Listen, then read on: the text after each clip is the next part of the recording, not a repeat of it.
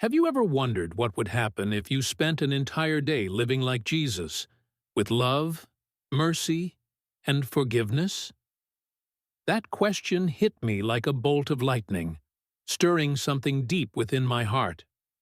The call to live 24 hours in divine mercy, and your soul will never be the same, came to me during a quiet moment of reflection while reading St. Faustina Kowalska's diary, where she shares Jesus' message of divine mercy for the world. This wasn't just an idea, it was a profound challenge that pushed me to step out of my comfort zone and live my faith more fully. I remember one rainy afternoon, sitting in a church pew, gazing at the crucifix and asking myself, how am I really living my faith? Life's busyness, work, family, daily worries, sometimes made me forget that faith isn't just about attending Mass. It's about bringing God's love into the world. St. Faustina's words echoed in my mind. Let my mercy work through your hands, your feet, and your heart. Diary 742. Inspired by this, I decided to take on the 24-hour Divine Mercy Challenge, a journey that reshaped how I view my faith and brought me closer to God in ways I never expected. This challenge doesn't require grand gestures. It's about opening your heart to live with love and mercy for just one day. Rooted in Catholic teachings and St. Faustina's message, I discovered a way to live faith that many Catholics may not have tried. This journey brought me peace, joy, and a deeper connection with God. I invite you to join me. Spend one day living like Jesus, and you'll be amazed at what He can do in your soul. Don't forget to hit the subscribe button and the notification bell to catch more inspiring spiritual stories. Let's dive into this journey, step by step, and see how divine mercy can transform our lives. This challenge isn't about doing extraordinary things. It's about paying attention to the small moments of your day, where you can bring God's love to yourself and others. Drawing from Catholic teachings and St. Faustina's Diary of Divine Mercy, I created a plan with 4 specific steps: prayer, acts of mercy, forgiveness, and examination of conscience. Let's walk through this journey together with real stories from the day I took on the challenge and reflections on how Divine Mercy touched my heart.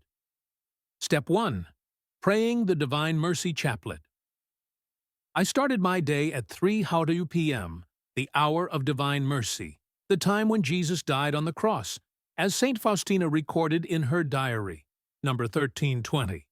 This is the prime time to pray the Divine Mercy Chaplet, a prayer Jesus gave to St. Faustina to seek forgiveness and salvation for the world.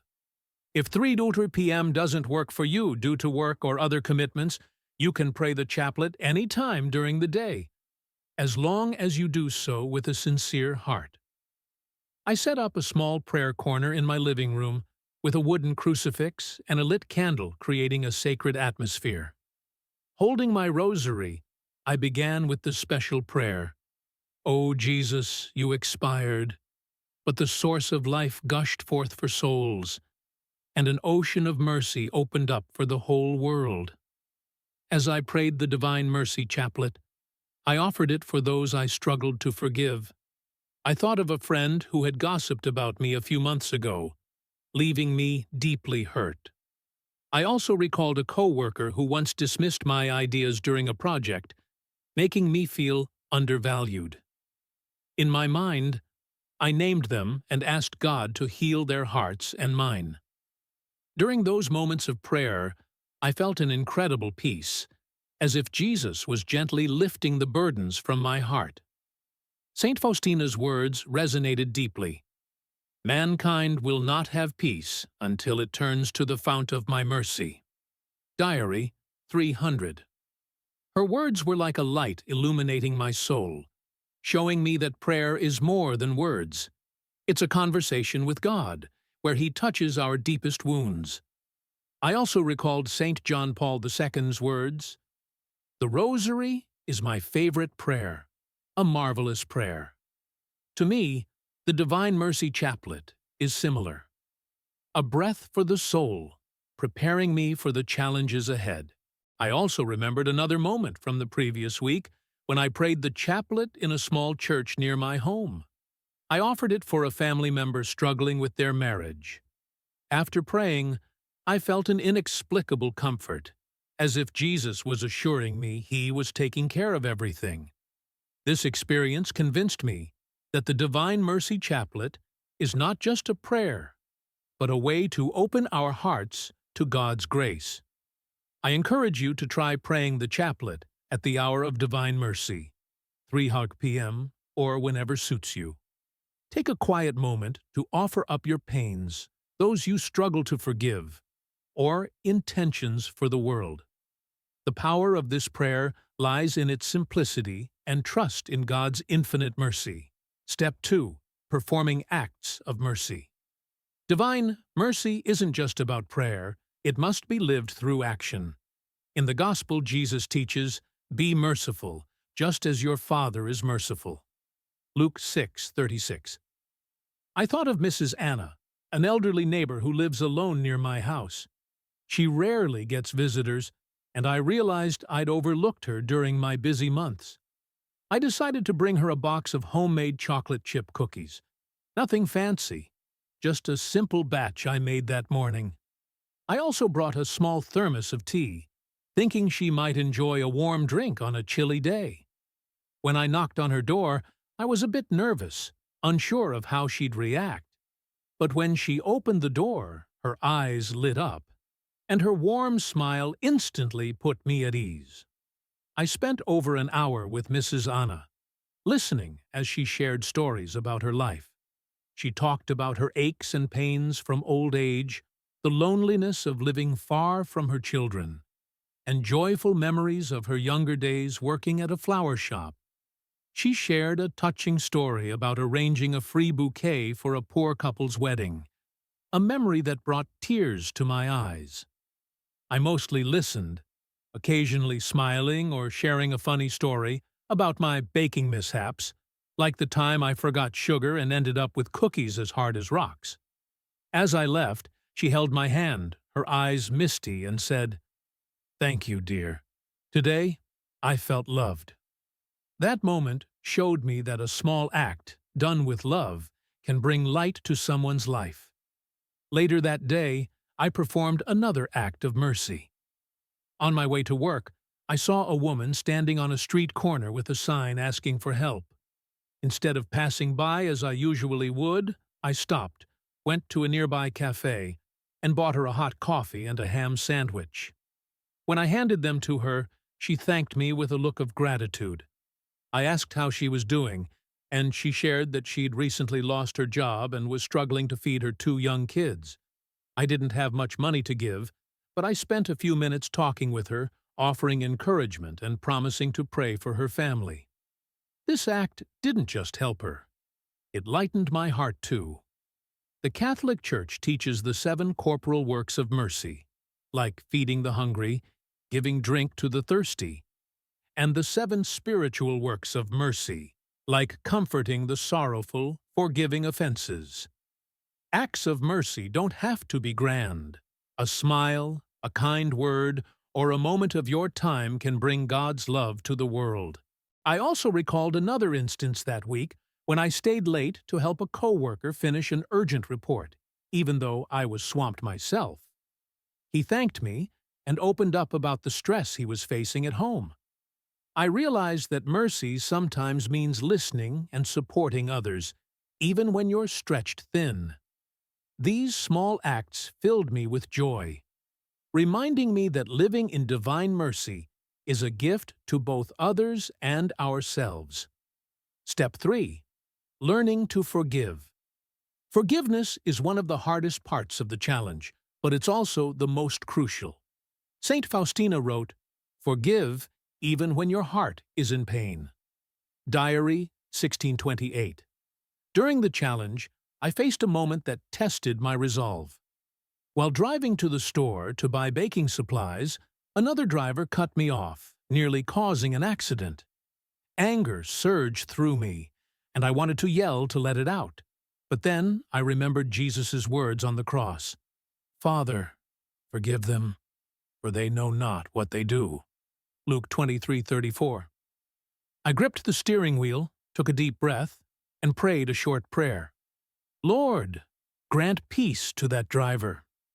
Forgiving in that moment wasn't easy, but it felt like I was walking with Jesus.